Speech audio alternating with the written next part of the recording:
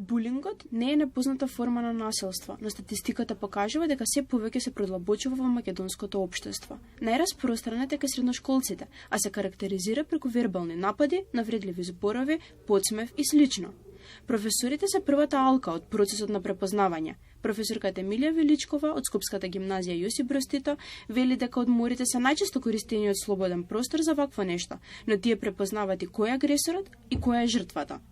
Дел од учениците бараат помош, меѓутоа има и ученици кои што воопшто не бараат помош и ние тоа треба да го откриеме како професори, како педагози, како оние кои што се присутни на самиот час и во моментот кога е извршен, да речеме, булингот.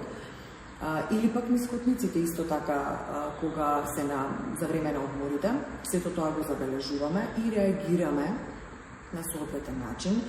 Најнапред во консултација со психолошко-педагошката служба во нашето училиште и без разлика во кој училиште станува збор, секогаш постои комуникација помеѓу професорите и педагозите и психолозите. Последиците кои што ги причинува меѓуврсничкото насилство врз така наречената жртва може да бидат првенствено психолошки, намалена самодоверба, социјална повлеченост.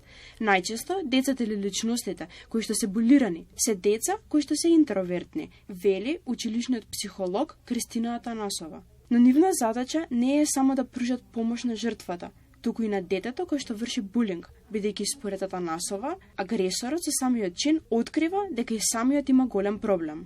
Како едни од доминантни причини за меѓуврсничко насилство се оние причини кои потекнуваат од домот, односно од семејството, без оглед дали потекнува детето од семејство во кое е вршен можеби булинг, за жал, па го применува моделот учење по пат на модел, односно негативен принцип на функционирање. Тоа што не го правеле мене, сега јас го правам на некој друг. Од друга страна пак недостатокот на внимание во семејството, кое што може да го има детето, понатаму потребата за моќ, потребата да се докаже во една социјална смисла, да го привлече вниманието на другите, најчесто врсниците, по пат на еден негативен модел на однесување, се едни од клучните причинители зошто едно дете може да изврши меѓуврсничко насилство.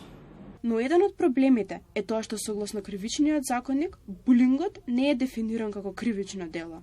Тој се препознава како социопатолошка појава и е секоја форма на врсничко насилство и агресивно однесување кај малолетниците.